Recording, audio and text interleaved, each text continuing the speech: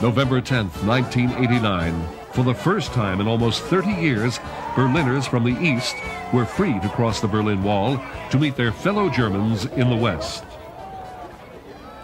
In October, a series of anti-government demonstrations began in East Germany. The protests were in response to the recent visit by Soviet leader Mikhail Gorbachev. Gorbachev had given the Russians new freedoms. The protesters demanded to know why East Germany had not shared in these reforms. The East German government tried to stop the protest, but they continued. The pressure on the government forced longtime President Erich Honecker to resign. The reform movement continued to gain momentum. Protests became a regular occurrence in most large East German cities. 500,000 marched in Leipzig and over 1 million in Berlin. The people were speaking en masse. The government had two options in dealing with the political protest. They could crack down militarily or concede to the demands. In an unbelievable move, the entire Politburo resigned. The people had won. The communist president still led the government, but with each day, the people were assuming more control of the country's direction.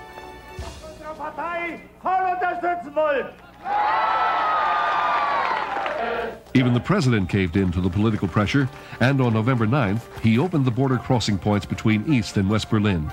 He thought his concession would save East Germany, but instead, he hastened its demise. Within hours of the announcement, people started turning up at border checkpoints.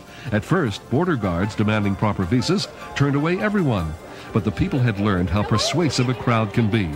They continued to push the guards until Checkpoint Charlie was opened. The East Berliners were welcomed by their Western neighbors.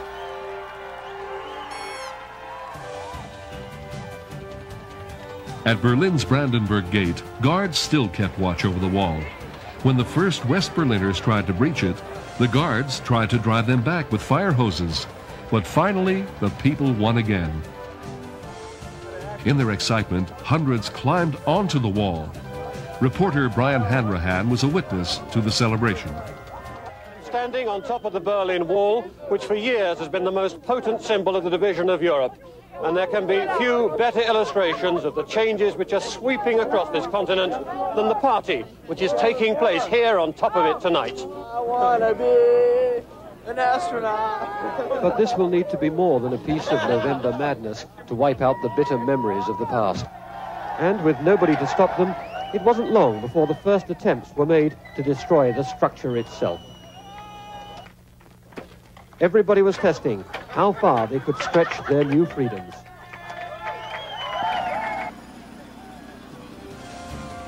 In December, East Germany began to dismantle the wall itself. The giant concrete structure that had been the symbol of communist domination and East-West division came down. The wall's destruction would become a new symbol for the rebirth of the freedom that would shortly sweep throughout Eastern Europe and the Soviet Union.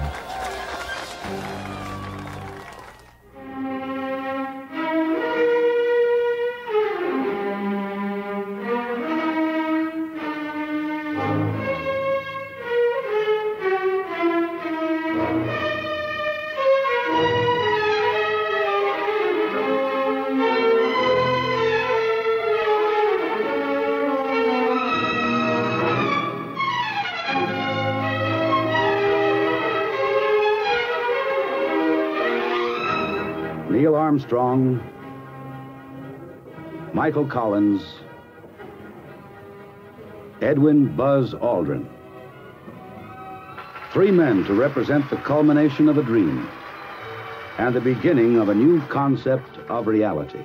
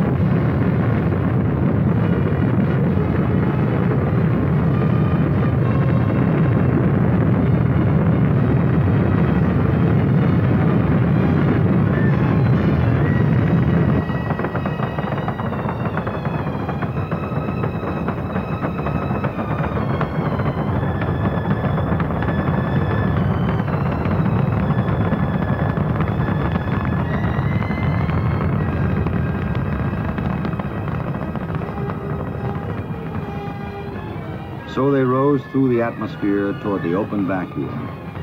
A trip not only through space, but through time. Toward a world untouched by the evolutionary processes of Earth. A journey that was to be a door to the future and a window on the past.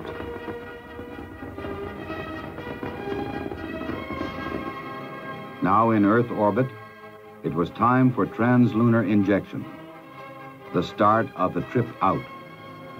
Hi, Houston, Apollo 11. How many miles out do you have us now? Roughly about 50,000. It's a beautiful sight. And we've had loss of signal as Apollo 11 goes behind the moon.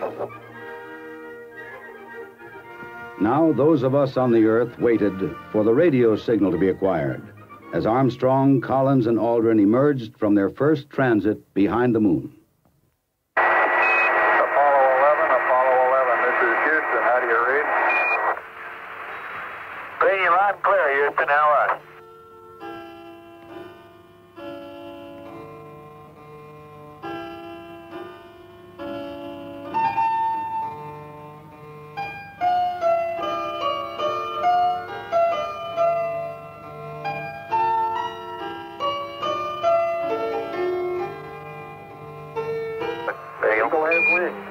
Roger. Looking good. Roger, Neil. A separation maneuver had placed the command module below the Eagle, so that half an orbit later, there would be a safe clearance for DOI, Descent Orbit Insertion. Armstrong and Aldrin looked down at Columbia as they... Eagle, Houston, we read you now. You're a go for PDI, over. Roger, understand. That's the Earth, right out our front window. Instruments and the voice of mission control telling them... Tranquility Base here. The Eagle has landed. Roger, Tranquility. We copy you on the ground. You got a bunch of guys about to turn blue. We're breathing again. Thanks a lot. Very smooth touchdown. Be advised, there are lots of smiling faces in this room and all over the world, over.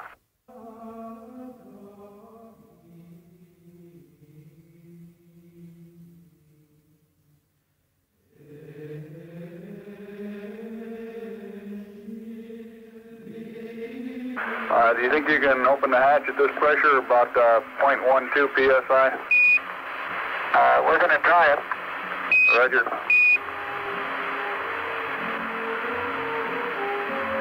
The hatch is coming open. Guided by Buzz Aldrin, Neil Armstrong... Dial sleep for mankind.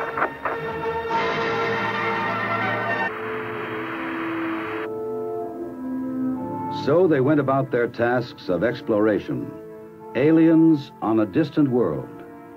And, strangely enough, they looked as if they belonged there.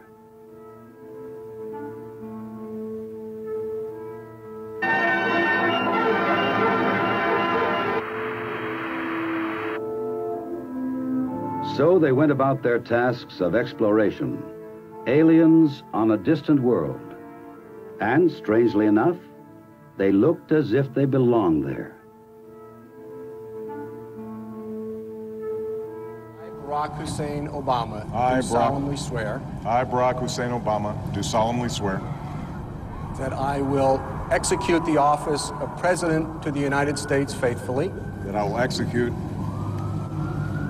faithfully the office of President of the United States. The office of President of the United States faithfully. And will, to the best of my ability. And will, to the best of my ability. Preserve, protect, and defend the Constitution of the United States. Preserve, protect, and defend the Constitution of the United States. So help you God. So help me God. Congratulations, Mr. President. My fellow citizens, I stand here today humbled by the task before us, grateful for the trust you have bestowed, mindful of the sacrifices borne by our ancestors. I thank President Bush for his service to our nation.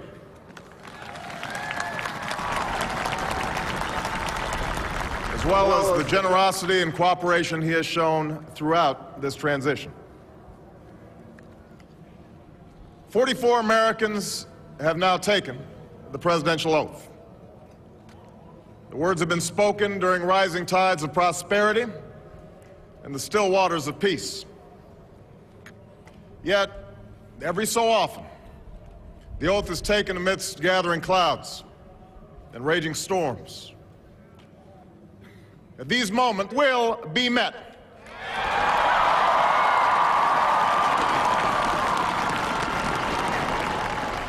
On this day, we gather because we have chosen hope over fear, unity of purpose over conflict and discord. On this day, we come to proclaim an end to the petty grievances and false promises, the recriminations and worn-out dogmas that for far too long have strangled our politics.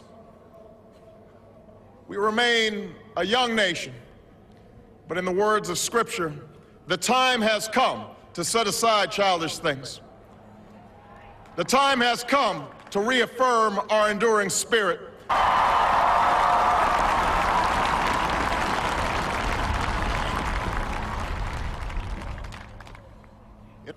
For those who prefer leisure over work or seek only the pleasures of riches and fame, rather it has been the risk takers, the doers, the makers of things, some celebrated, but more often men and women obscure in their labor, who have carried us up the long, rugged path towards prosperity and freedom. For us, they packed up their few worldly possessions and traveled across oceans in search of a new life. For us, they toiled in sweatshops and settled the West, endured the lash of the whip, and plowed the hard earth.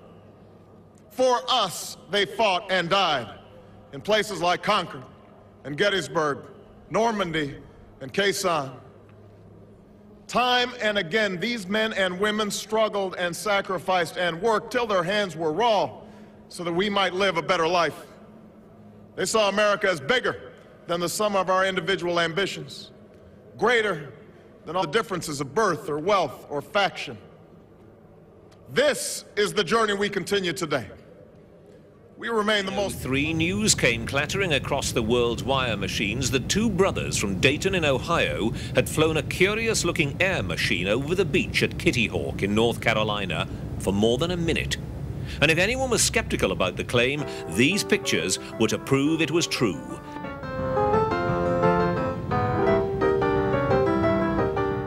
For several years at the turn of the century, dozens of groups in Europe and America had been trying to get a flying machine to work. But defying gravity wasn't proving easy. Nevertheless, Wilbur and Orville Wright, after a long period of trial and error, found a formula that seemed to work.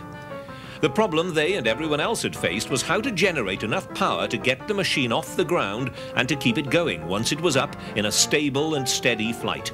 The Wrights had developed a lightweight 25 horsepower engine which provided a much higher power to weight ratio than anything that had gone before.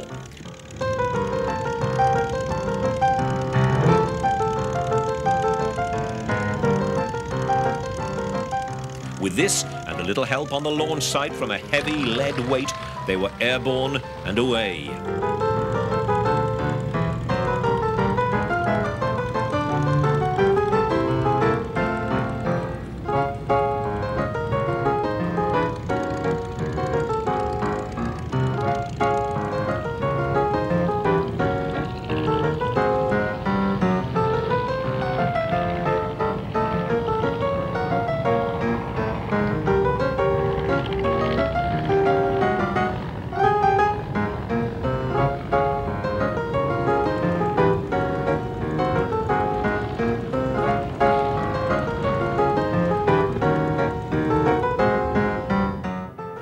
This dramatically successful flight was the result of several years of secret work by the Wrights, using models in a wind tunnel near their home.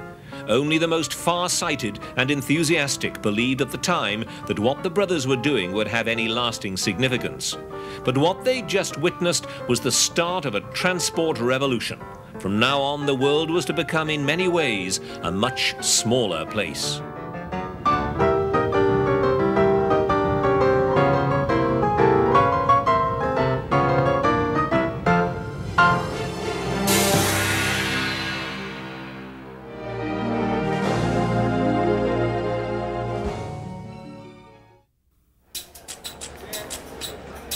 February 11th, 1990.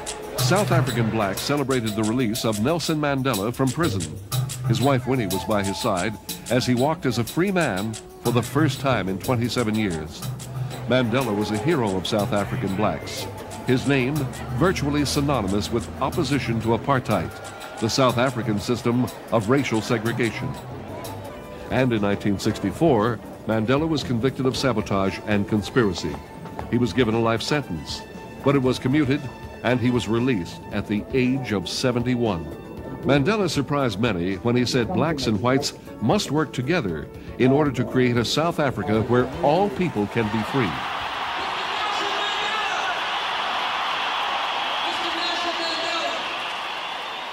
In April, Mandela received a hero's welcome from 100,000 people in England's Wembley Stadium, as well as a musical tribute from an eclectic group of pop stars.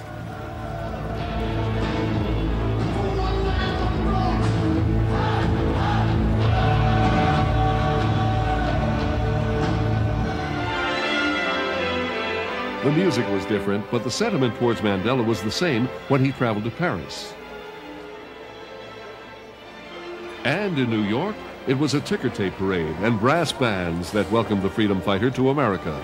Mandela used the visit to this and other U.S. cities to try and persuade Americans to continue sanctions against South Africa. Before, Nelson Mandela became the first black president of South Africa, following the first biracial election in the country's history. He and his African National Congress continued the struggle to bring racial harmony to South Africa.